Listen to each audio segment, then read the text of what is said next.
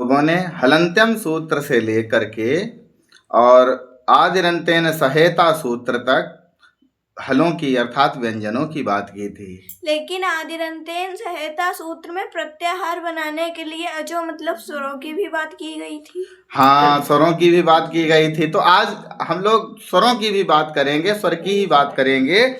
तो स्वरों में आज हम उच्चारण की बात करते हैं। तो उच्चारण में जैसे उ है तो उ 3 मात्रा तक होता है। उ और उ, एक मात्रा, द्विमात्रा और त्रिमात्रा के लिए, और इसके लिए एक सूत्र भी आया है। हाँ, और वह है उकालो झस्व दीर्घ प्लुतः। उकालो ह्रस्व दीर्घ प्लुतः बहु शोभनम। इस सूत्र की वृत्ति में वरदराजाचार्य जी लिखते हैं, उच्च ऊश्च ऊश्च वांग काल इव कालो यस्य सो अचक्रमात्। मतलब उकाल जो है वाम का मतलब होता है एक मात्रा, द्विमात्रा तथा 3 मात्रा वाला, और उकार जो उकार हैं उनको यस्य, यस्य का मतलब है यस्य, वांग के बाद है काल इव कालो यस्य।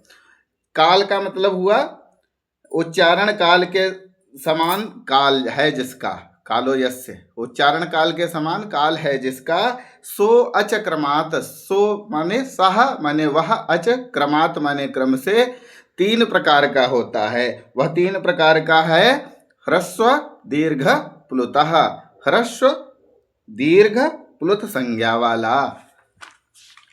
इस विषय पर कोई कारिका भी प्रसिद्ध है। हाँ, एक मात्रो भवेत् ह्रस्व, द्विमात्रो दीर्घ उच्यते, त्रिमात्रस्व प्लुतो ज्ञेयम् व्यंजनम चार्धमात्रकम्। एक मात्रो भवेद् ह्रस्वो द्विमात्री दीर्घ उच्यते और त्रिमात्रस्तु प्लुतो ज्ञेयो व्यंजनम चार्धमात्रकम्। एक मात्रा वाला ह्रस्व होता है।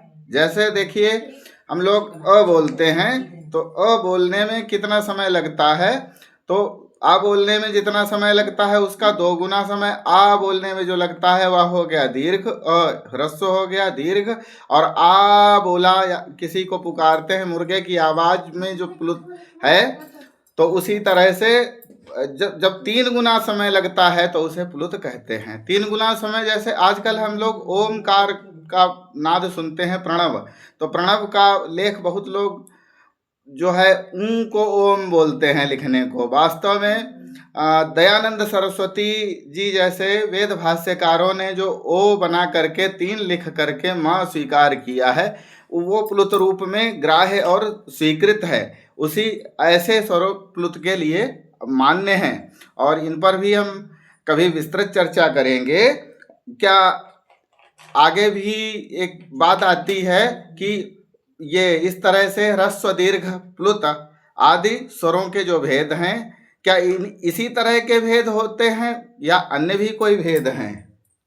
नहीं, उदात्त, अनुदात्त और स्वरित भेद से भी, हाँ, उदात्त अनुदात्त स्वरित भेद से भी स्वरों के भेद होते हैं। हम उदात्त अनुदात्त, उदात्त के लिए उच्चैरुदात्त और अनुदात्त के लिए नीचैरनुदात्त और समाहारः स्वरितः आदि सूत्रों को आगे पढ़ते रहेंगे, पढ़ेंगे या आगे विस्तृत चर्चा करेंगे। तब तक बने रहिए हमारे साथ।